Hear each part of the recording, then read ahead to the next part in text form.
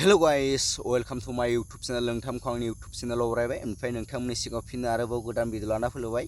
नोंथांमोना भिडिअखौ मोनथिखाबाय जानांगौ थाम्बनेल एबा टाइटेल नायनानै बिदिब्ला नोंथांमोना भिडिअखौ जोबजासिम नायलांदो लोगोफोर।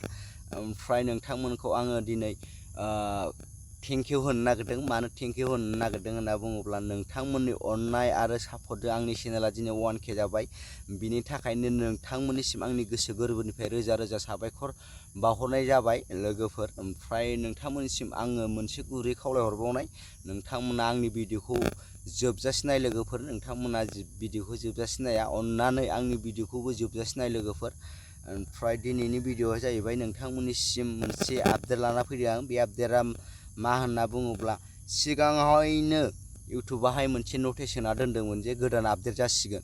बे गोदान आपडेटआव मा जागोन?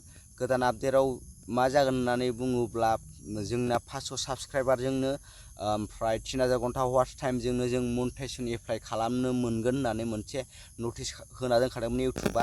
फाइनालि नैबे आपडेटआ दिनै 1 सेप्तेम्बराव लन्च जाबाय। नोंथांमोना नुवाखैबा नोंथांमोननि इउटुब स्टुडिअ'आव थांनानै नायनो हागोन। बे आपडेटआ लन्च जाबाय, आंनावबो जाबाय। ओमफ्राय नोंथांमोना नैबे गोदान आपडेट फैनायखौ नोंथांमोना माबायदि मोनदों, मोजां मोनदों ना गाज्रि मोनदों, कमेन्ट बक्सआव कमेन्ट खालामना खिथाहरबानो जाबाय लोगोफोर। आंनि थाखायबा बुहुत मोजां आपडेट बियो। जों फिसा फिसौ इउटुबारफोरनि थाखाय बियो मोनसे बुहुत मोजां आपडेट। मानो होनना बुङोब्ला जों 1K खालामनो थाखायनो बुहुत खस्थ' खालामनांगौ जायो। ओमफ्राय बिनि सायाव भिउसबो फैबावा, भिउसआबो बुहुत डाउन जायो। ओमफ्राय जों 4000 घन्टा वाच टाइमखौ बोरै लाबोनो जोंनियाव अलरेडि भिउसआनो बुहुत खम फैखायो।